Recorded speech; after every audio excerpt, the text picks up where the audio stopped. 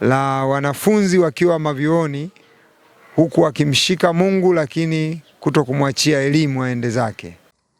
Wanafunzi wa shule za msingi, sekondari na vyuo wenye imani ya Kipentekoste walio katika umoja wa wanafunzi wa Kikristo CGMSF wamekutana katika kambi la Pasaka linalofanyika katika kanisa la EAGT Center jijini Dodoma, wakijifunza imani, utakatifu, uchumi na mahusiano. Akiongea mbele ya kamera ya channel ya mtandaoni ya Banda Media, mwenyekiti wa CGMSF mkoa wa Dodoma, Aida Nishani, amesema tunamshukuru Mungu sana, kama alivyosema mkurugenzi wangu hapa. Tumefanya kongamano hili sasa ni awamu ya pili. Kama nilivyosema, awamu iliyopita kulikuwa na vitu ambavyo kama ulivyosema vilileta changamoto kidogo kwa control vijana, kuhakikisha wanabaki eneo la kambi, na tukijua ni rika tofauti kidogo.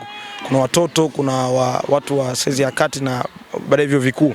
Kwa tumeweka program mbalimbali. Kwa mfano, tuna masomo ambayo tumesema, kwa mfano somo la uchumba, somo la mahusiano. Hili somo halihusishi kabisa watoto wa shule ya msingi wala watoto wa sekondari, linawahusisha wanavyuo peke yake ambao tunaamini ni watu wazima na wanaelekea kwenye ndoa baada ya kumaliza vyuo, na pengine wengine wana uwezo wa kuwa na wake zao hata wakiwa chuo kama sheria za nchi yetu zinavyoruhusu. Kwa kuna baadhi ya programu ambazo zinawahusu watu baadhi tunawatenga, lakini masomo kama utakatifu, ujazo wa Roho Mtakatifu, haya kwa sababu yana limit, sasa tunaomba vijana wote. Kwa unakuta pengine alihitaji kutoka kwenda nje ya kambi, lakini akishagundua hapa mimi ni kijana na naelekea kwenye uchumba na ndoa, basi anabaki kwenye somo lake, na watoto pia wanaendelea masomo mengine ya kuendelea kujifahamu wao ni kina nani, wako shuleni kwa sababu gani. Hii imetufanya kambi letu lisiwe na watu wanaotoka nje na kufanya vijana wote wanakuepo eneo moja la ibada au la kongamano letu. Aidha, mwenyekiti huyo akaonyesha imani yake. Lakini sisi tunachokiamini ni mchango tunaotoa kwa hawa vijana ambao wamefika mahali hapa kuhusiana na hilo eneo la ndoa na uchumba kuelekea ndoa.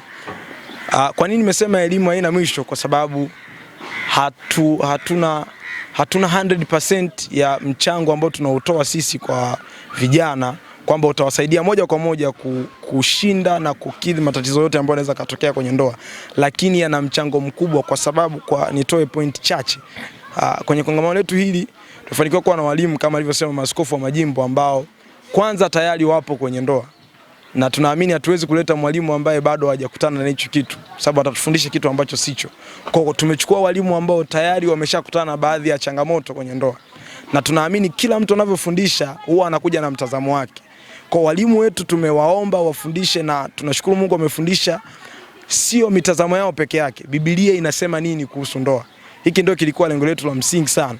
Kwa mfano, baadhi ya taratibu hizo kuwepo kwenye Biblia kuhusiana na mahusiano na uchumba na ndoa zitafanyika kwenye Biblia. Kwa wameishi mle, sio tena kwenye taratibu zao walivyooa. Unakuta mchungaji mwingine au mtumishi mwingine alioa kwa sababu tu pengine hakuangalia Mungu anataka nini, au pengine aliangalia sura. Kwa tumeficha hivyo vyote na havipo, ila tumefuata Biblia inaelekeza nini kuhusu ndoa na mahusiano. Kwa utaona sasa Biblia inachokielekeza ndicho kinachofundishwa. Kwa tunaamini maneno ya Mungu ni halisi na yana nguvu. Kama Biblia inavyosema, watu hao watabadilishwa na tutasolve baadhi ya changamoto ambazo zinaonekana kwenye ndoa kwa vijana ambao wataendelea kuhudhuria makongamano yetu. Naye mkurugenzi wa kanda Steven Lemwai akagusia ujio wa Pasaka. Pasaka watu wanahitaji kufufuka kweli kweli, badilika ndani ya mioyo yao iwe na upya, yani kumtumaini Mungu na kuacha maisha ya dhambi, kuishi maisha stahimilifu kabisa ya kumcha Mungu. Nitafanya nini mbona nina dhambi? Amekwisha kukupa taarifa ya kwamba sikuja ili kuhukumu ulimwengu, bali ulimwengu ukombolewe kwano. Ama kwa upande wao, Neema Hassani Lonahi, mwanafunzi wa chuo cha mipango ya maendeleo vijijini, na Maria Jeremia wa chuo kikuu cha Dodoma wamesema, mimi kama binti ambaye nimeokoka na nampenda Yesu, nakutana na changamoto nyingi sana, lakini changamoto kubwa ambayo mimi nakutana nayo ni kwamba ni vishawishi. na ukiangalia mimi tayari ni binti ambaye nimeokoka. Kwa hiyo vishawishi ni vingi sana kutoka kwa watu wa mataifa wengine ambao hawajaokoka, wanatushawishi kupitia vitu vingi mbalimbali, labda pesa, vitu, lakini kulingana na semina mbalimbali ambazo tunazipitia kama watoto wa Kristo ambao tumeshaokoka, tunafundishwa namna ya kupitia hizo changamoto, namna ya kuzitatua kulingana na hali husika unapokuepo mahali hapo. Nafsi, kitu cha kwanza kabisa, kwa kweli nilikuwa najua kama ukitaka kuoa kuolewa muda ukifika yote atakaye kufuata tu naweza kusema huyu ni gani. Lakini leo kwa kweli nilivyofundishwa, yani nimepata kitu kizuri sana. Jamani, mke mwema mume mwema anatoka kwa Mungu. Kwa sababu gani? Baadhi ya mifano wachungaji au mchungaji wetu alikuwa anatufundisha ameitolea. Kuna watu ambao walikurupuka, yani aliyemfuata tu akamtamani kwa sura, yani jinsi alivyo, lakini mwisho siku akashindwana. Lakini mimi nilichogundua ni kwamba haijalishi amekuja mrefu, mwembamba, sijui ukoje, lakini kama ametoka kwa Mungu ni mume sahihi.